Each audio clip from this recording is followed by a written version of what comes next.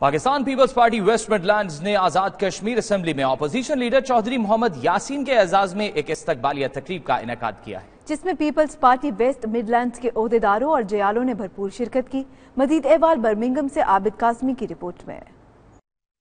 Peoples party waste Midlands کی منعقدہ تقریب سے خطاب کرتے ہوئے مہمان خصوصی opposition leader Azad Kashmir assembly Chaudhry محمد یاسین نے خطاب کرتے ہوئے کہا، اقوام متحدہ کی انسانی حقوق کمیشن رپورٹ بھارت کے جھوٹی جمہوریت پر بڑا دھبا ہے اور بھارت کشمیریوں پر 7 لاکھ فوج مسلح کر کے طرح طرح کے مظالم ڈھانے کے باوجود بھی اپنے گھنونے جرائم میں کامیاب نہیں ہو سکا۔ اپوزیشن لیڈر کا مزید کہنا تھا، all parties parliamentarian Kashmir group کے وفد نے آزاد کشمیر سمیت کنٹرول لائن کا تفصیلی دورہ کیا اور اس دوران انہوں نے کنٹرول لائن پر بھارت کی طرف سے ہونے والی شیلنگ پر بڑی جامع اور مفصل رپورٹ دی۔ اس کو جتنا بھی ہائی لائٹ کیا جائے، میں سمجھتا ہوں یہ بڑا ضروری ہے، اور مسئلہ کشمیر کو میں برطانیہ میں بسنے والے اپنے پاکستانی بھائیوں اور کشمیری بھائیوں سے گزارش کروں گا اور زیادہ سے زیادہ وقت نکال کے جو ہے اپنے پارلیمنٹیرین سے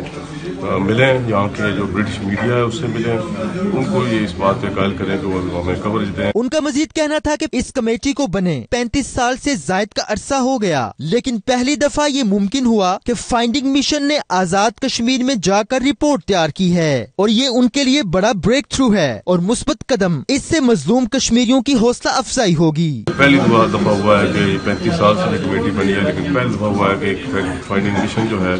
وہ وہاں گیا ہے، ڈیلیگیشن گیا ہے جنہوں نے یہ رپورٹ جو ہے تیار کی ہے۔ میں سمجھتا ہوں کہ یہ بڑا بریک تھرو ہے اور یہ بڑا دن تھا کل کا جو ہے وہ کشمیریوں کے لیے، اور اس سے جو